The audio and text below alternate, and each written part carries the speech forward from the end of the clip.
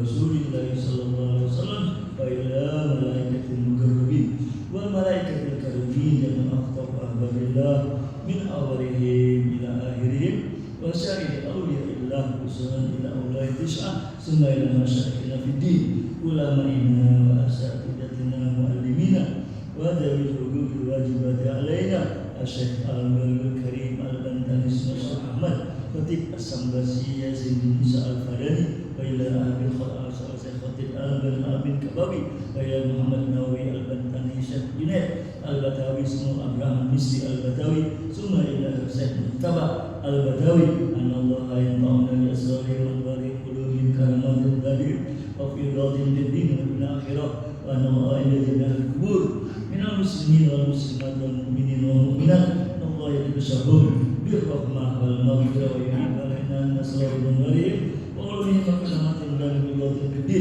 wa dunya wal fatihah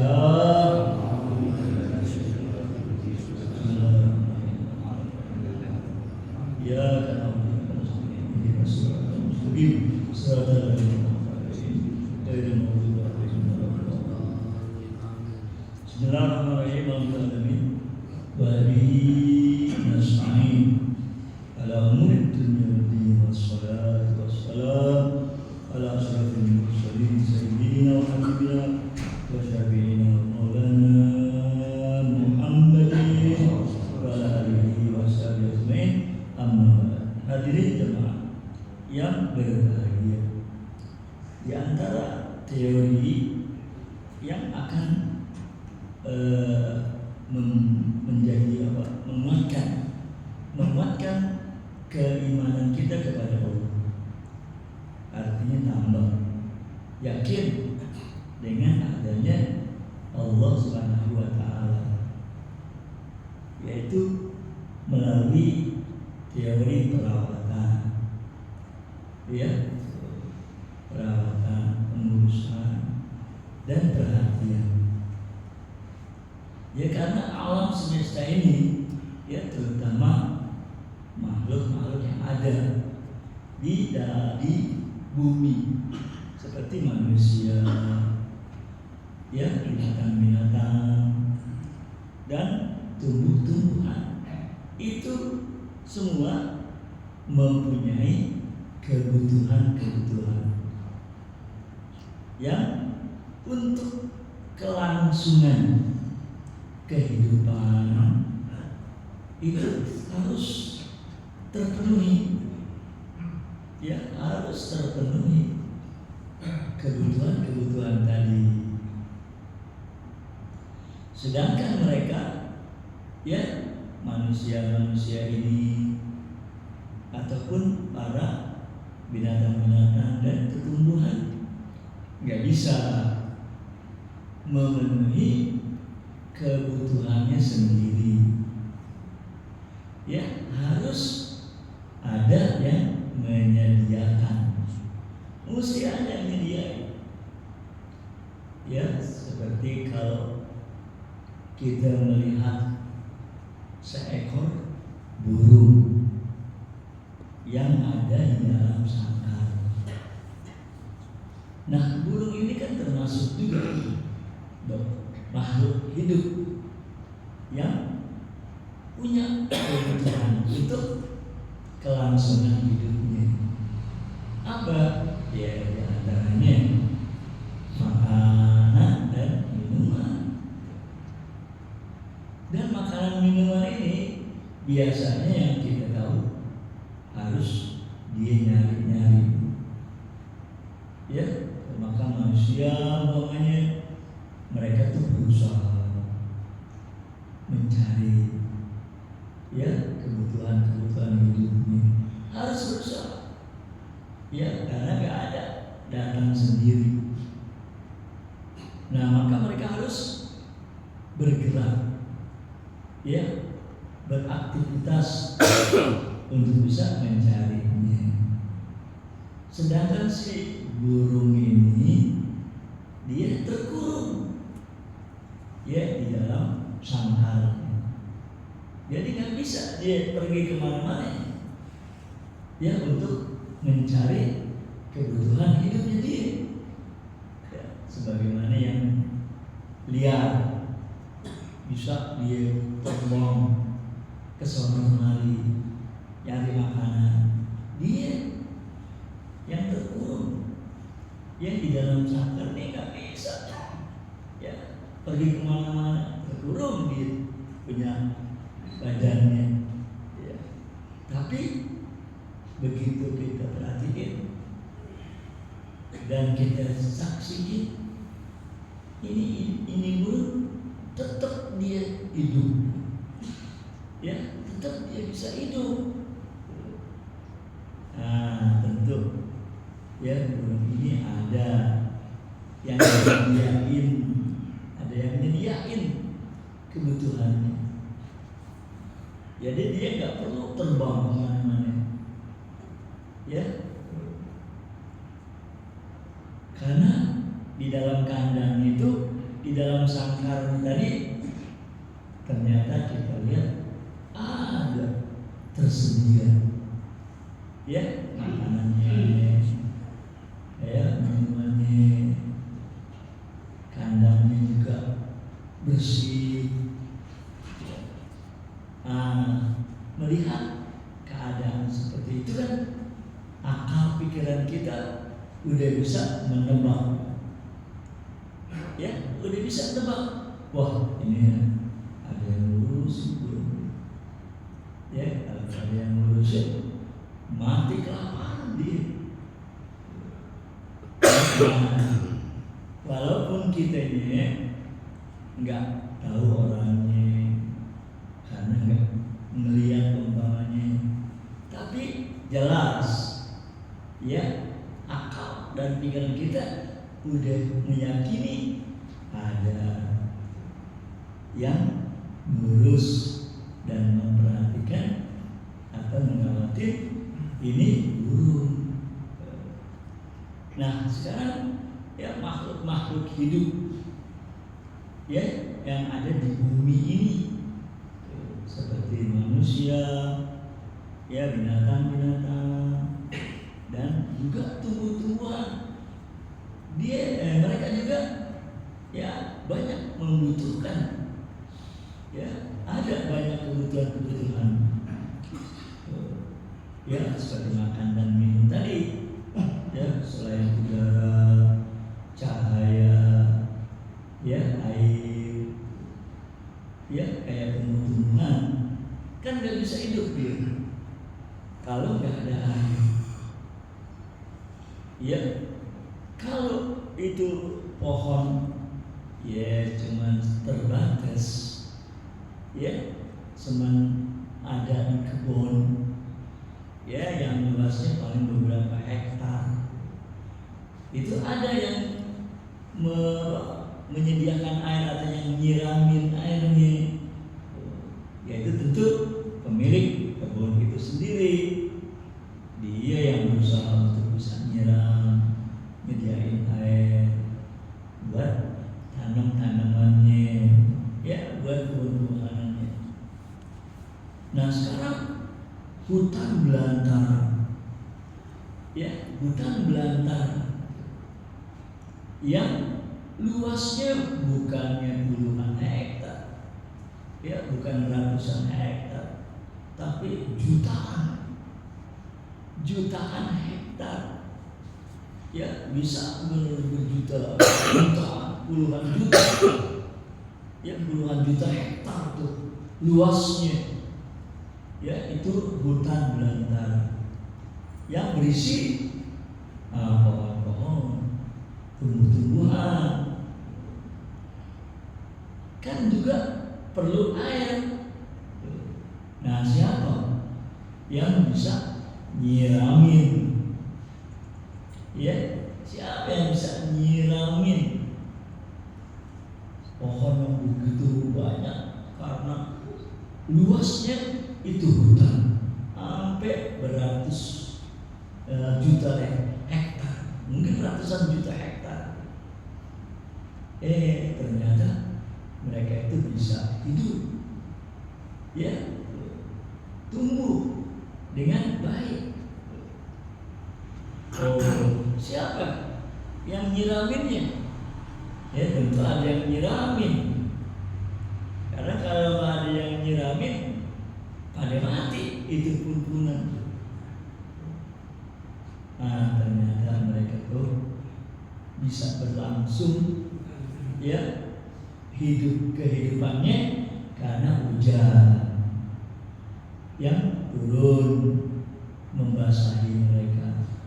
Ya, pohon-pohon yang begitu sangat luas, juta-juta hektar. Ya, nah kan pohon itu nggak bisa dia nyari kebutuhannya sendiri. Ya, seperti manusia bisa nyari ya kebutuhannya untuk dia penuhi. Pohonan ya dia cuma berdiri, nggak bisa kemana-mana, tapi terpenuhi kebutuhannya. Ya, air, ya udara, sinar.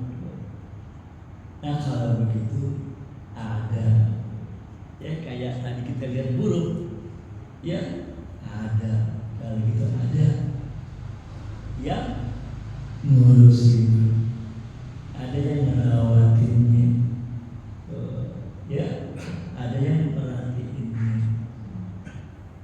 Begitu juga ya dengan manusia dan binatang, ya banyak kebutuhannya, terpenuhi kebutuhannya karena kebutuhan itu tadi udah disediain, ya udah tersedia, ya makanan dari tumbuh-tumbuhan tadi, ya dari padi-padian, pohon gandum dan segala macam sayur-sayuran.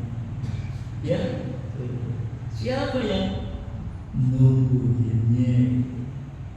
Ya, siapa yang numbuhinnya?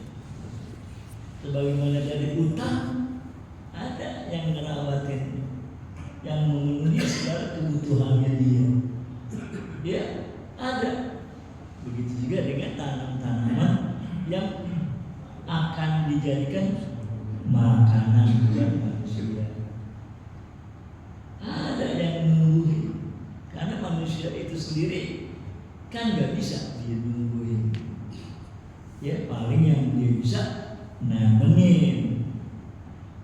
Ya, setelah mereka menyebar bibit, nanam, kemudian apa? Selanjutnya yang dia kerjain, nungguin, ngarepin. Itu yang dia bisa, ngarepin agar benih-benih, ya, atau benih-benih yang udah dia sebar bisa tumbuh. Ya, karena dia sendiri kan nggak bisa nungguin, dia nungguin dan ngarepin ya supaya dia apa benih-benih tadi, bibit-bibit tadi bisa tumbuh. Dia cuma ngarepin. Ya, kalau emang lagi baik nasibnya, semuanya bibit-bibit yang dia sebar tuh, yang dia tanam tuh pada hidup, ya pada tumbuh. Kalau nasibnya bagus, ya, tapi kadang-kadang ya mereka ngelihat cuma beberapa persen yang tumbuh dari sekian banyak bibit dan benih yang mereka sebar supaya tumbuh. Ya kadang-kadang cuma 70%-nya aja, 80%, malah kadang-kadang cuma setengahnya. Kenapa begitu? Karena dia sendiri nggak bisa menumbuhin, ya karena ada yang menumbuhkannya. Itu yang dia harapkan, ya, untuk menumbuhkan tumbuh-tumbuhan tadi. Siapa? Ya nggak ada selain Allah Subhanahu wa Ta'ala. Jadi terpenuhinya segala kebutuhan makhluk-makhluk, ya, yang ada di bumi ini menunjukkan ada yang ngerawatinnya, ada yang merhatiinnya, ada ya yang ngurusnya, yaitu Allah Subhanahu wa ta'ala. Maka Allah disebut dalam Al-Quran yang sering kita baca Rabbil Alamin, ya, alhamdulillahi Rabbil. Ikan Rob itu kan yang ngerawat, ya, artinya di antara arti Rob yang ngerawatin, ya, alhamdulillah Rabbil Alamin, yang ngerawatin semua alam semesta ini, ya, butuh manusia dan binatang ini kepada udara, oksigen, ya, ada udah, ya, siapa yang nyediain? Kan bukannya manusia, ya, karena udara itu kan memenuhi ruangan yang ada di bumi ini. 1/5 dari bumi ini berisi oksigen. Siapa itu? Ya, yang nyiptain? Siapa yang nyediain? Ya, bukan manusia itu sendiri yang memerlukan. Ada yang memberikan, yaitu Allah Subhanahu wa ta'ala. Tuh, perlu udara.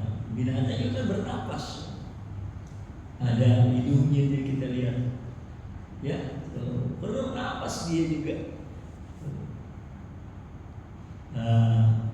Jadi kalau kita perhatiin, ya, tafakur dengan alam semesta ini akan membawa kita meyakini, ya, akan membawa kita meyakini adanya Sang Pencipta yang menguruskan, ya, yang merawatin makhluk-makhluknya yang ada di bumi ini. Tuh, ya, maka kita disuruh sama Allah tafakur, ya, tafakur, ya, tafakkarun, berpikir. Sehingga Nabi sallallahu alaihi wasallam dalam sabdanya, tafakkuru sa'atin khairun min ibadati sitina sana. Kita tafakkur 1 saat, ya, itu lebih baik daripada ibadah 60 tahun. Ya, ibadah, ya, nggak tahu umpamanya siapa yang disembah sama dia, jungkang-jungking, ya, nggak tanpa menyadari, ya, jungkang-jungking tanpa menyadari siapa yang dia tunduk dalam rukuknya, siapa yang dia sujud dengan wajahnya di bumi. Untuk siapa tuh? Ya, dia sujud. Untuk siapa tuh? Dia rukuk. Tuh, kalau nggak tahu, nggak kenal Tuhannya, ya, itu bukannya ibadah, ya. Nah, supaya kita kenal amat Tuhan kita itu yang telah menciptakan kita, ya, harus tafakkur, ya, berpikir, ya, menggunakan akal dan pikiran kita seperti tadi. Oh iya, ya, makhluk-makhluk semuanya membutuhkan.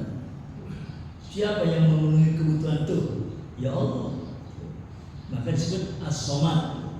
Qul huwallahu ahad, Allahus somad. Kan somad artinya yang dibutuhkan, ya kan? As-somad itu dibutuhkan.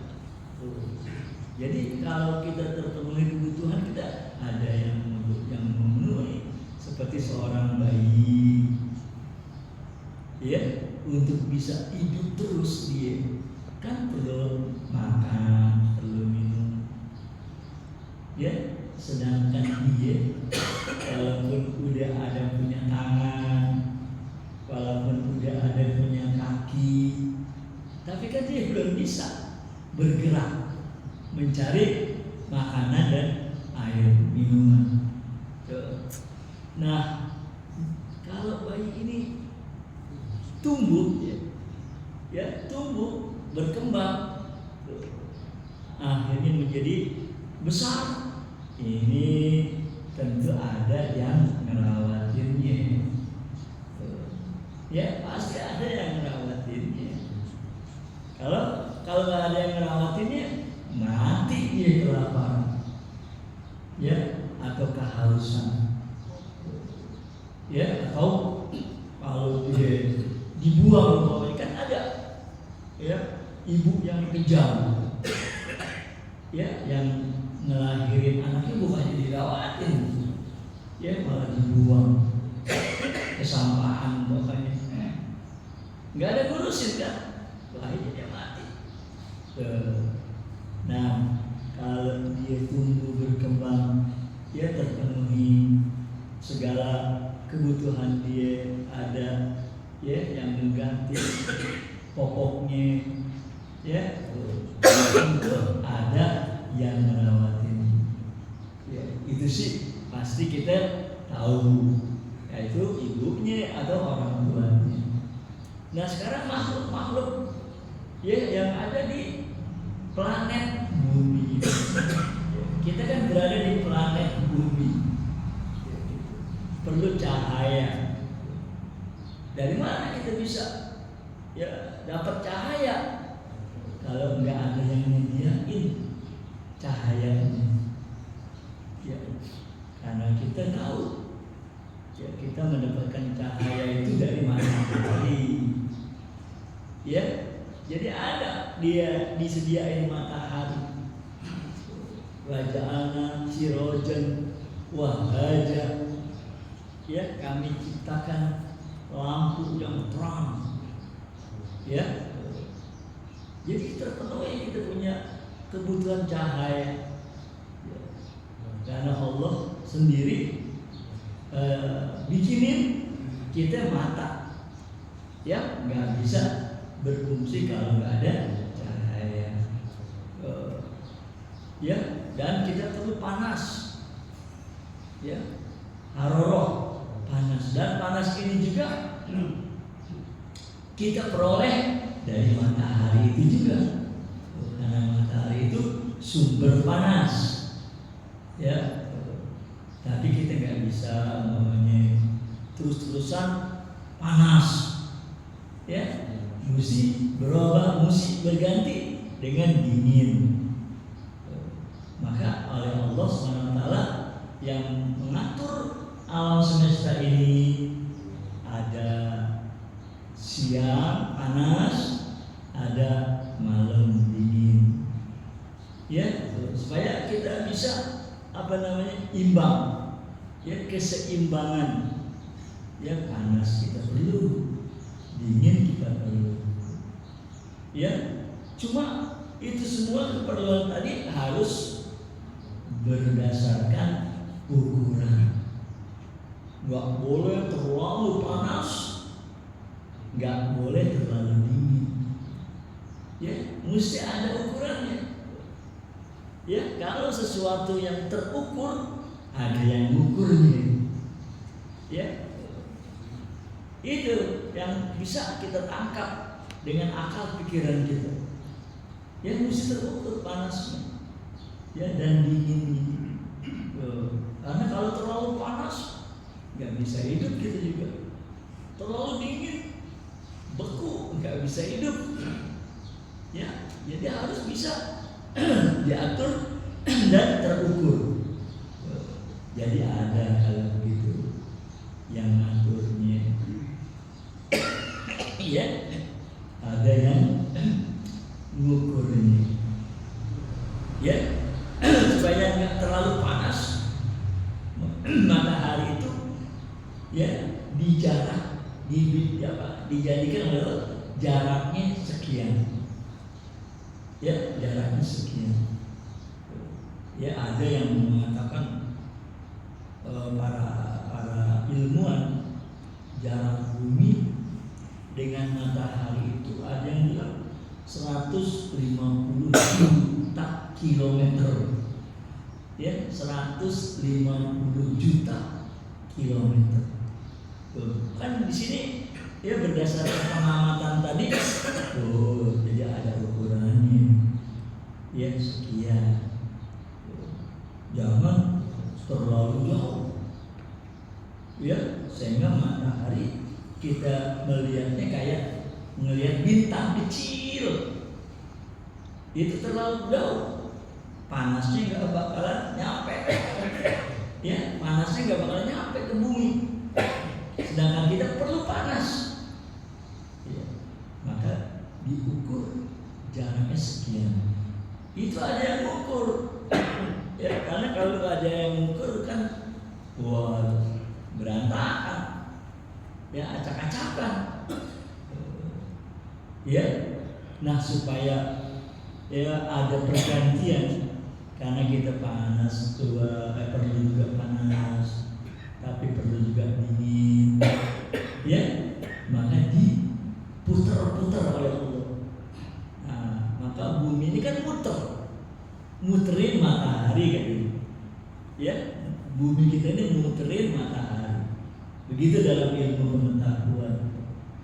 Ya, maka kalau permukaan bumi kita ini lagi ngadepin matahari, berarti kita kena sinar matahari terang, benderang. Ya, ada panas. Ya, itu namanya siang. Ya, nah diputar oleh Allah. Ya, terus membelakangi. Kalau tadi ngadepin matahari, ya, kemudian sekarang membelakangi, sehingga nggak ada cahaya yang datang ke bumi kita ini, ke permukaan bumi ini. Keadaan jadi dingin, jadi gelap. Ya, tapi nggak bisa selama-lamanya gelap, harus diputerin lagi. Nah, makanya ada ikhtilaful laili wan nahar. Ya, di dalam Al-Quran, waqtilafil laili wan nahar inna fi khalqis samawati wal ardh waqtilafil laili wan nahar, bersilih gantinya siang dan malam la ayatin liulil absar, abdul bab absar. Ya, bagi orang yang punya akal dan pikiran. Wah, ya. Nah, jadi ini teori pengaturan, diatur oleh Allah. Ya, jarak tubuh bumi dengan matahari sekian. Ya, nggak boleh kedekatan, ntar kepanasan.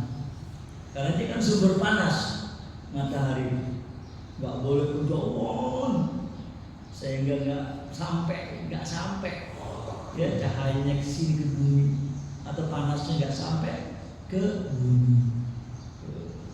Ya, nah berarti semua yang ada di alam semesta ini menunjukkan adanya Allah. Dia Allah Subhanahu wa Ta'ala. Itu ya, kalau kita ruku amin ke untuk dia. Ya, kita ruku membungkukkan badan kita waktu sholat. Buat siapa kita ngebungkukin? Ya, kayak orang Jepang ya, kalau menghormat orang kan pakai gitu. Ya, orang Jepang kan kalau menghormatin orang pakai ngebungkukin di badan. Ya, hormat. Ya, kalau orang Barat kan mau pakai pecinya dilepas. Ya, nah sekarang kita ngebungkukin badan kepada siapa? Mesti kita tahu. Itu kepada yang ngatur kita, yang ngatur alam semesta. Itu kita bungkukkan tubuh kita kepada dia. Apalagi waktu sujud, ya, kepada itu sujud buat siapa itu sujud? Ya, atau kepada siapa itu sujud?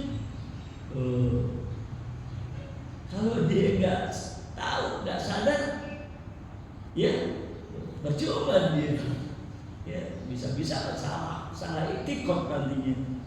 Ya, mentang-mentang mesti di hadapan Ka'bah.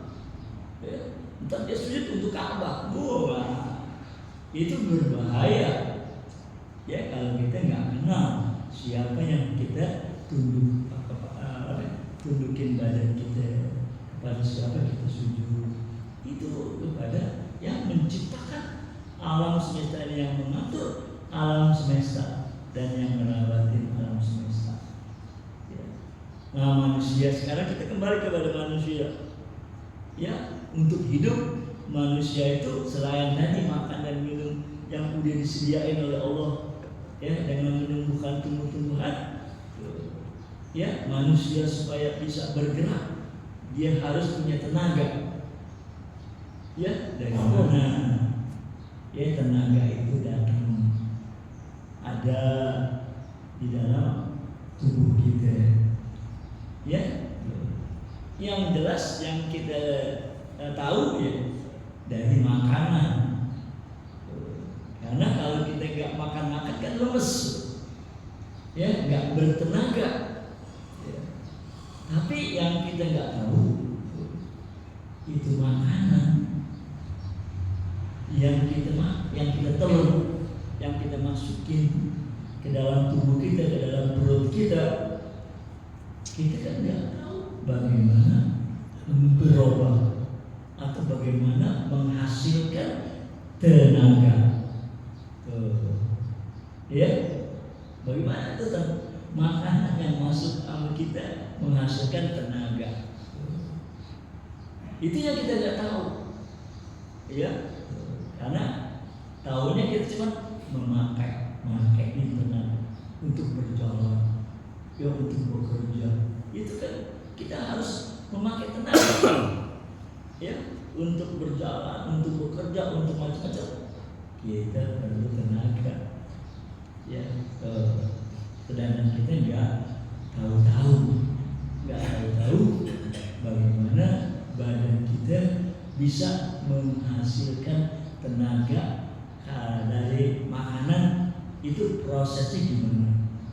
Ya, ya, yang kita tahu sih kalau menurut penyelidikan dokter, ya, para dokter itu karena adanya pembakaran kalori, ya, pembakaran kalori yang ada dalam tubuh itu yang menghasilkan tenaga. Nah, kalau emang seperti itu, kita sendiri bukan yang ngerjain, ya, bukan yang kita sendiri ngebakar-bakar, nggak tahu kita caranya. Nah, disinilah kita membutuhkan yang ngurusin kita, yang merawatin kita, ya, supaya makanan itu bisa menghasilkan tenaga. Ya, kehidupan manusia, ya, kan juga perlu apa? Tersedianya darah. Kalau nggak ada darah kan mati. Ya, seperti orang yang kehilangan darah, ya, dia bisa mati. Ya, kayak kambing, ya, begitu kita sembelih kan keluar darah, mati dia. Ya, sama manusia juga begitu. Jadi kehidupan kita ini hidup perlu darah. Nah, kita sendiri nggak tahu dari mana kita dapat darah. Ada darah di dalam tubuh kita, nggak tahu gitu. Darah harus tetap, ya, stabil, ya, nggak boleh berkurang, nggak boleh lebih lagi, sehingga darah tinggi namanya. Ya, gitu. Nah, disinilah berarti kita menyadari sebab hidup kita ini, ya, ada yang merawatinnya, ada yang mengurusinnya, yaitulah Allah Subhanahu wa Ta'ala. Sehingga begitu kita sholat, sadar aku dulu nundukin badan untuk Allah yang merawatin saya, ya, saya sujud, ya, untuk Allah yang ngurusin saya, ya, gitu. Ya, nah, dengan penjelasan ini, ya, insya Allah kita semakin sadar dengan adanya Allah Subhanahu wa Ta'ala. Ya, mudah-mudahan, ya, tambah ada keimanan dan keyakinan kita, insya Allah. Ya, ayo kita baca nih pelajaran yang udah lama nggak dibaca-baca. Allahumma sholli wa sallim ala sayyidina wa maulana Muhammadin adada ma fil millati sholatan daimatan bidawami mulkillahi. Allahumma sholli wa sallim ala sayyidina wa maulana Muhammadin adada ma fil millati sholatan daimatan bidawami mulkillahi. Abda'u bismillahirrahmani wa birrahimi daimil ihsani. Falhamdulillahil qadimil awwali wal akhiril baqi bila tahawuli. Allahumma sholli wa sallim ala sayyidina wa maulana Muhammadin adada ma fil millati sholatan daimatan bidawami mulkillahi. Summa sholatu wassalamu sarmada ala nabi khairi man qad wahada wa alihi wa sahbihi wa man tabi sabila dinil haqqi ghairu mubtadi. Allahumma sholli wa sallim ala sayyidina wa maulana Muhammadin adada ma fil millati sholatan daimatan bidawami mulkillahi. Wa ba'du falam liwujubil ma'rifah min wajibin lillahi islina sifah. Wallahu mawjudun qadimun baqi mukhalifun lil khalqi bil itlaqi. Allahumma sholli wa sallim ala sayyidina wa maulana Muhammadin adada ma fil millati sholatan